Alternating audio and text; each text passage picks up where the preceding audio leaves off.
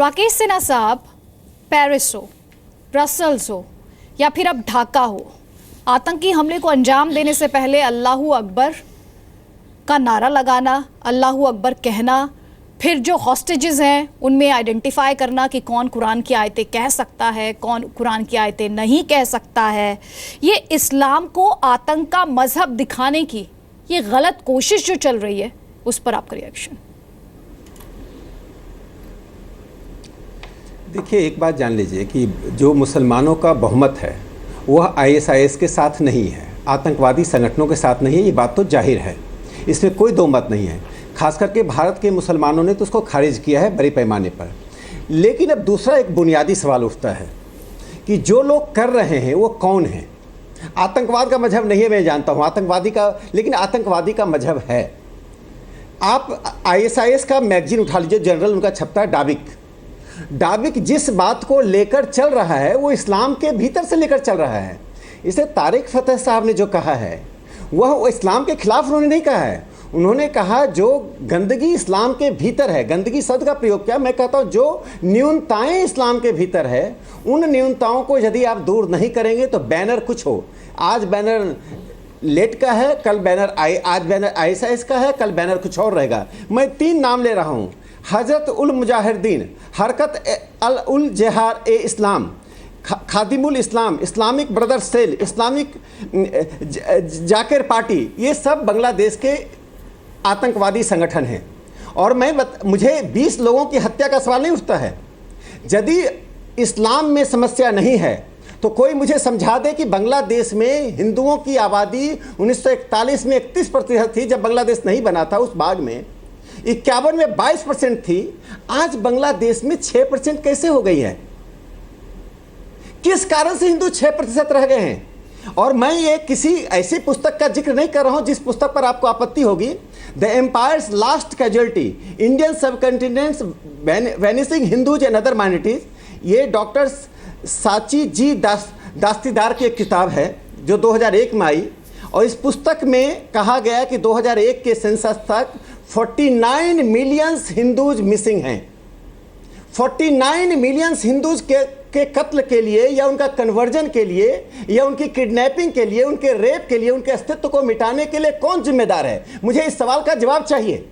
मैं मानता हूं कि सारे मुसलमान और इस्लाम आतंकवाद के साथ नहीं है, लेकिन मुझे इस बात का जवाब चाहिए कि बांग्लादेश से जो 49 मिलियन हिंदूज, ये कब 2001 तक, आज उनकी जनसंख्या 6% 7% के आसपास रह गई है।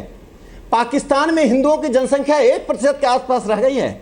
आज एक घटना सामने आई जिसमें कहा गया कि आप आयतें पढ़िए नहीं तो आपका कत्ल कर दिया जाएगा। यह घटना तो घट रही है पाकिस्तान बांग्लादेश में। उनका कोई माँ बाप नहीं है। हम बोलते हैं तो कहा जाता है सांप्रदायिकता फैला रहे हैं। पाकिस्तान में जिन हिंदुओं की संख्या 13% थी वो 1% कैसे हो गया? कोई इसका जवाब तो दे। वो पाकिस्तान हमारा हिस्सा था। और भारत में मुस्लिम पॉपुलेशन 1951 के बाद से बढ़ी है। हमें इस पर कोई आपत्ति नहीं है। हम सेकुलर डेमोक्रेसी हैं, हम जनसंख्या नीति पर चलते हैं, हमें कोई आपत्ति नहीं उनकी जनसंख्या बढ़ी है। लेकिन मुझे इस सवाल पर जब लीपापोती की जाती है, डाबिक मैगजीन से लेकर बांग्लादेश और पाकिस्तान में हिंदुओं की घटती पॉपुलेशन, रोज कत्ल हो रहा है। मुझे आईएसआईएस के बैनर से कोई लेना देना नहीं है। मुझे वह चाहिए कि हिंदू सेफ हैं कि नहीं। आप भी संस्कृति में विश्वास करते हैं या ही संस्कृति में विश्वास करते हैं? मैं ही। और दूसरी बात उन्होंने बहुत अच्छी कही है, हमारे विद्वान पैनलिस्ट वासे साहब ने बहुत अच्छी बात कही है। उनकी बात सुनकर मुझे बहुत अच्छा लगा। लेकिन 2 सवाल उनसे हैं। देखिए, कुफ्र और या काफी, इसकी व्याख्या अलग अलग होती है। आप जब व्याख्या करते हैं तो मैं कन्विंस हो जाता हूं, लेकिन उसकी एक ऐसी भी व्याख्या है जो आईएसआईएस कन्विंस करके बड़ी संख्या में लोगों को इकट्ठा कर रहा है। एक दूसरा, जिहाद, आप जो व्याख्या करते हैं वो आध्यात्मिक व्याख्या कर देते हैं, लेकिन जिहाद का जो व्यवहारिक व्याख्या कर दिया जाता है वो हिंदुओं के खिलाफ, ईसाइयों के खिलाफ चला जाता है।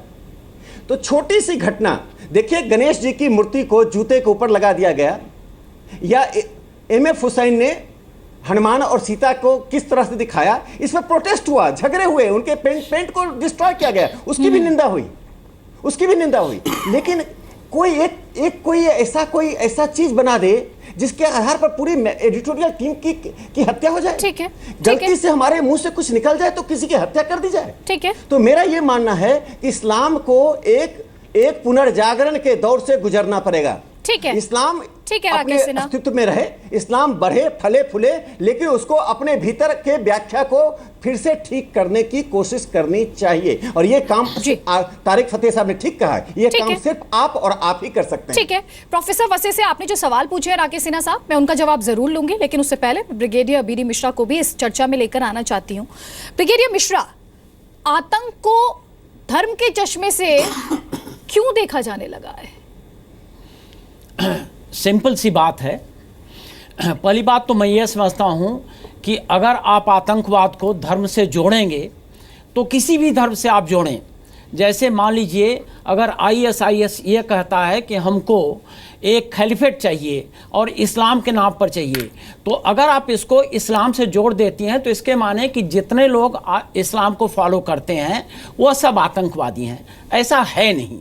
इसलिए मैं समझता हूं कि आतंकवाद को चाहे वो अभी बर्मा में देखिए, वहाँ पर बुद्धिस्ट अगर किसी पर हमला करते हैं और आप उसको आतंकवाद को बुद्धिज़्म से जोड़ दें तो इसके माने जितने बुद्धिस्ट वर्ल्ड में हैं सब आतंकवादी हैं। ऐसा है नहीं। लेकिन आपका जो प्रश्न है उसका डायरेक्ट आंसर ये है कि 20th सेंचुरी में और 21st सेंचुरी में आतंकवाद को धर्म से इसलिए जोड़ा गया क्योंकि इसमें इजी रिक्रूटमेंट होता है, इसमें वाइड स्प्रेड इजी उनके इनलिस्टिंग हो जाती है, मॉनेटरी सपोर्ट बहुत इजी हो जाता है, मोटिवेशन बहुत इजी हो जाता है, क्रुएल्टी पॉसिबल होती है और लिंकिंग बड़ी तेज हो जाती है, चाहे सोशल मीडिया पर हो चाहे कहीं हो। तो आतंकवादी जब धर्म से इसको जोड़ते हैं तो उनका काम आसान हो जाता है और इसीलिए वो करते हैं। लेकिन आप ये नहीं कर, अगर हम धर्म से जोड़ने लगे आतंकवाद को तो हम एक बहुत बड़ा ब्रॉड ब्रश मारते हैं। वो ब्रॉड ब्रश रियलिटी में करेक्ट नहीं है। मैं आपको एक एग्जांपल देना चाहता हूँ श्रीलंका का। श्रीलंका में जब LTTE था तो उसमें 99% लोग हिंदू थे और जब उनके खिलाफ ऑपरेशन हुए तो उसमें 99% लोग बुद्धिस्ट थे। तो क्या आप यह कहेंगे कि सभी हिंदू आतंकवादी थे या सभी बुद्धिस्ट आतंकवादी थे? ऐसा नहीं है। हमको ये देखना है कि आतंकवादी ये हथकंडा इस्तेमाल कर रहे हैं और इसको धर्म से जोड़ रहे हैं और ये डिफीट करना चाहिए। बांग्लादेश में जो आज हो रहा है वो इसलिए हो रहा है कि वहाँ के इंटरनल पॉलिटिक्स में सेक्युलरिज्म और secularism versus fundamentalism. Brigadier Mishra, मैं आपको बीच में इंटरप्ट कर रही हूँ। आपने जो पॉइंट्स रखे उसके हिसाब से जो पॉइंट्स आपने रखे, चाहे जो बर्मा की बात रखी चाहे तो श्रीलंका की बात रखी, वो एक रीजन में है, लेकिन जो इस समय इस्लाम को लेकर एक परसेप्शन बनती जा रही है या लोग जो इस समय सवाल खड़े कर रहे हैं, दरअसल वो एक ग्लोबल फिनोमेना जो बनता जा रहा है, लोग उस पर सवाल खड़े कर रहे हैं। आप देखिए, जो परसेप्शन की आप बात करते हैं उस परसेप्शन में तमाम चीज़ें और भी शामिल हैं। जैसे अगर इराक में अटैक हुआ तो वहाँ शिया भी मारा गया, वहाँ सुन्नी भी मारा गया, वहाँ यज़दी भी मारा गया, वहाँ कुर्द भी मारा गया। तो आप बताइए कहाँ से जोड़ेंगे? मैं साफ ये कह रहा हूँ कि आतंकवादी आज के दिन में यह सही बात है कि इस्लामिस्ट आतंकवाद चरम सीमा पर है, ये सही बात है। यह भी सही बात है कि उनका क्रूएल मेथड, जो उनकी स्ट्रेटजी है कि जितने ही आप क्रूएल होंगे अपने विक्टिम पर, उतना ही ज़्यादा दहशत फैलेगी और उतना ही ज़्यादा आपकी विक्ट्री इजी होगी। आपको रोक रही हूँ सर, मैं ब्रेक में जाऊँ। प्रोफेसर वसे, आप मानते हैं कि इस्लामिक आतंकवाद नाम की ये जो आइडियोलॉजी है ये आ चुकी है? कोई ऐसी चीज़ नहीं है, ये मिसयूज़ है। और एक बात सुनिए, किसी की गलती को सही करार दे देना हमारी सबसे बड़ी गलती होगी। ये उनका तो खेल ही यही है। वो चाहते यही हैं कि इस तरह के हालात पैदा कर दें, ऐसा वातावरण बना दें कि जब आप और हम सब जो हैं उसको इस्लाम से जोड़ने लगें।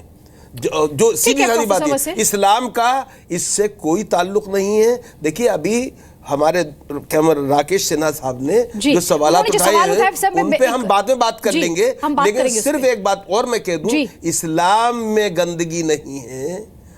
इस्लाम में गंदगी नहीं है। हमारे समाज में ऐसे गलत लोग हो सकते हैं, गंदे लोग हो सकते हैं जो इस्लाम का गलत तरीके से इस्तेमाल कर रहे हो। और ये भी हो सकता है प्रोफेसर वसे कि जो लोग इस्लाम को मानते हैं उनमें से कुछ लोग ऐसे हों जो शायद इस्लाम को नहीं जानते हों।